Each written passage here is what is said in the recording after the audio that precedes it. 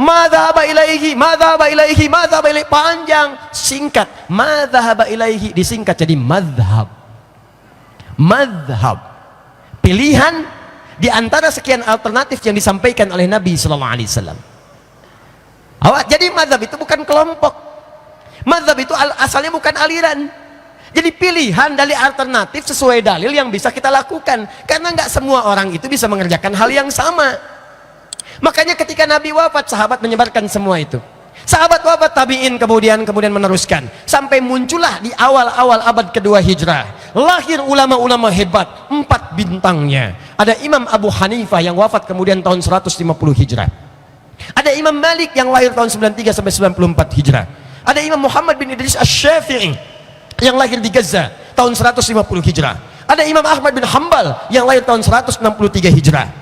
4 ini ulama bintangnya karena mereka tahu kalimat-kalimat tadi, ajaran-ajaran tadi dengan sempurna, kemudian mereka tuliskan di kitabnya, diajarkan pada murid-muridnya. Cuma imam ini mesti milih, kan nggak mungkin mengerjakan semuanya.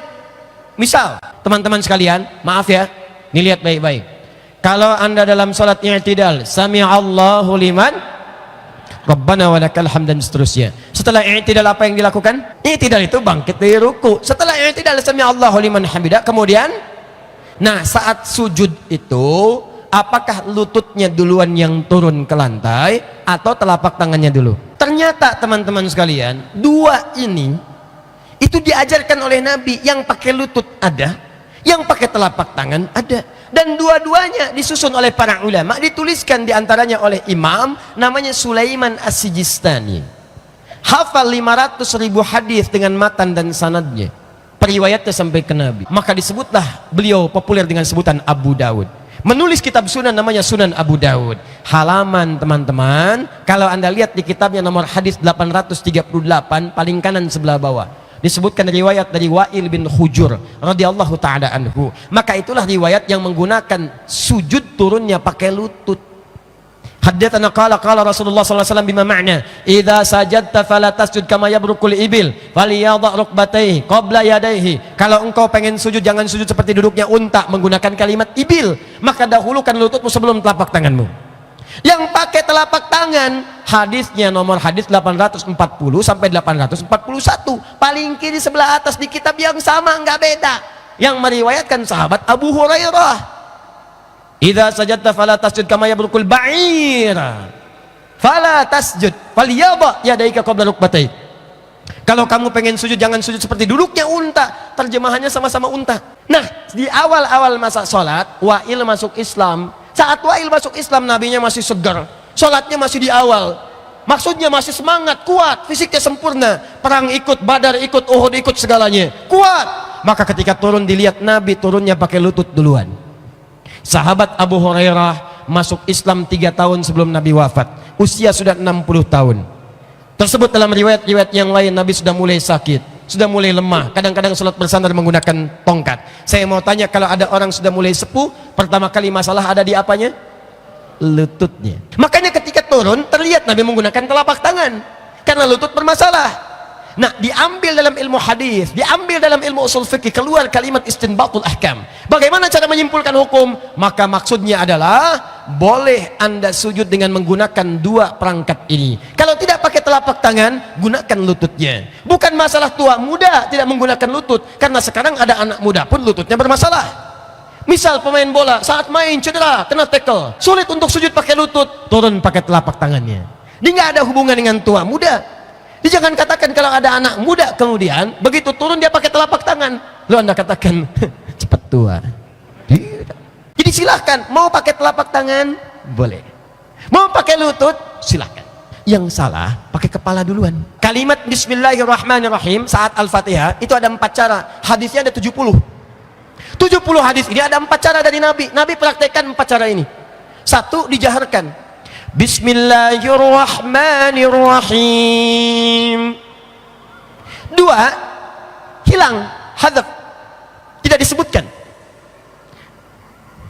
Alhamdulillahi Rabbil Alamin, nggak dibaca. 3, silent, disirkan. Bismillahirrahmanirrahim.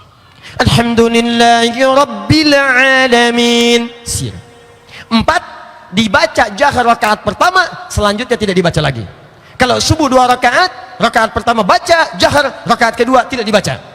Bismillahirrahmanirrahim. Rakaat kedua, alhamdulillahi rabbil alamin. 4 cara pernah diamalkan oleh Nabi. 4 cara ini 4 imam tadi mengetahui, ditulis di kitabnya. Cuman kan saat mereka mengimami mesti memilih salah satu, nggak mungkin mengamalkan keempat-empatnya. Tiba-tiba datang Anda orang Soreang, tidak, saya pengen sunnah banget seperti Nabi pernah mencontohkan keempat-empatnya. Besok subuh saya imamin di Al-Fatah dengan 4 cara itu. Masya Allah. Allahu Akbar. Bagus. Bismillahirrahmanirrahim. Bismillahirrahmanirrahim. Tidak dibaca sama sekali, enggak bisa. Anda mesti pilih salah satu. Makanya Imam Asy-Syafi'i memilih dijaharkan. Bismillahirrahmanirrahim. Ketika dipilih oleh Imam Asy-Syafi'i, condong kepada pilihan itu, condong pada pilihan disebut dengan madhab, maka dikenal dengan madhab Asy-Syafi'i. Pilihan Al-Imam Asy-Syafi'i, bukan kelompoknya Asy-Syafi'i.